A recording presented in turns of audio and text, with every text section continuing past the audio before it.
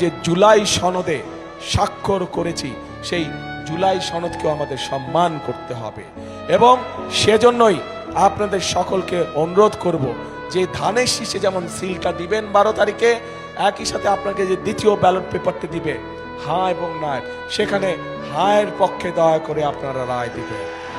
আচ্ছা, এই ভিডিওতে আপনারা দেখতে পাচ্ছেন তারেক রহমান উনি মঞ্চের উপরে দাঁড়ায়া গণভোটে হ্যাঁ ভোট দেওয়ার জন্য ক্যাম্পেইন করতেছে।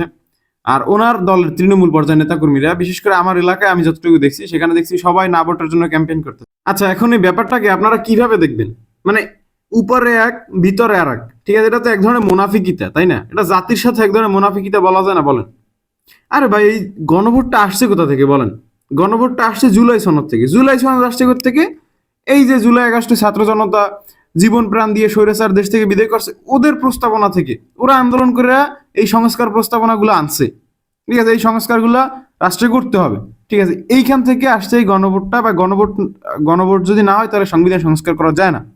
তার মানে কি দাঁড়াইলো? এই গণভোট সরাসরি জুলাই আগস্টের আন্দোলনকে প্রতিনিধিত্ব করে। যদি আন্দোলন না হইতো তাহলে গণভোট আসতো না, আর কোনো সংস্কার প্রস্তাবনা দূরে থাক কিছুই আসতো না, ঠিক আছে?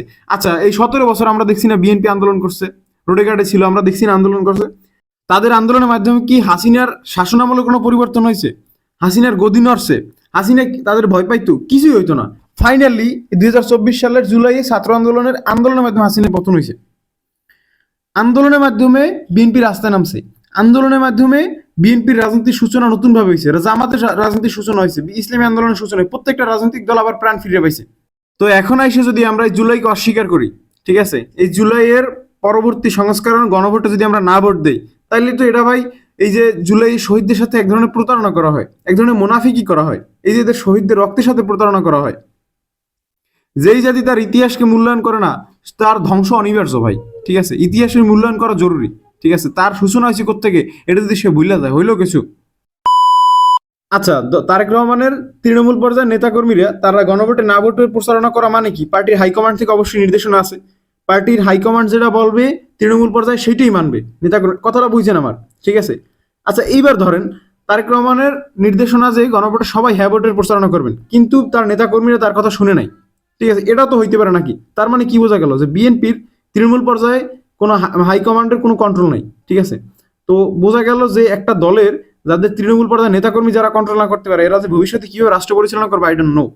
মনে রাখেন, টুডে অর টুমোরো আপনাদের এই দ্বিচারিতা, আপনাদের এই মুনাফিকিতার চরম মূল্যায়ন দিতে হবে জাতির কাছে, ঠিক আছে? যারা মঞ্চটা বড় বড় কথা বলেন যে গণভোটে হ্যাঁ ভোট দিবেন, আবার তৃণমূল পর্যায়ে ক্যাম্পেইন করেন যে গণভোটে না ভোট দিতে হবে, এই ধরনের দ্বিচারিতার মূল্য চরমভাবে দিতে হবে আপনাদেরকে। কোনো ওয়ালে খোদাই করে লিখে রাখেন, নিচে লিখে রাখেন যে বাণীতে আহসান জামিল লিখে রাখেন। আচ্ছা, আজকের এই সময় আইসা যারা গণভোটে না ভোট দেওয়ার জন্য পায়তারা করতেছে, তাদের আমি জাস্ট একটা কথাই বলবো, আপনাদের থেকে বড় স্বৈরাচার দেশ থেকে কিন্তু ছাত্র জনতা পিডেই দেশ থেকে সরাইছে, ঠিক আছে? তো আপনাদের সরাইতে কিন্তু 2 মিনিটও টাইম লাগবে না। এই জিনিসটা মাথার মধ্যে ঢুকে রাখবেন। তারপরে কি করবেন না করবেন সেটা আপনাদের ব্যাপার, ঠিক আছে? আপনারা আবার সেই পূর্বের ধারা রাষ্ট্র চালাবেন। ছাত্র জনতা যদি আবার রাস্তায় নামে, তখন কিন্তু সমূলে বাংলাদেশ থেকে স্বৈরাচার বিদায় করে তারপর মাঠ থেকে ঘরে আসবে। তো ব্যাপারটা মাথার ভিতরে ঢুকে রাখেন, ঠিক আছে? আগের মতো করে দেশ চালাবেন, আগের মতো করে চুরি করবেন, আগের মতো করে চাঁদাবাজি করবেন, আগের মতো করে মানুষের সাথে লুণ্ঠন করবেন, বেবিচারি করবেন, অন্যায় করবেন, এগুলো জাতি কখনো সহ্য করবে না, ঠিক আছে?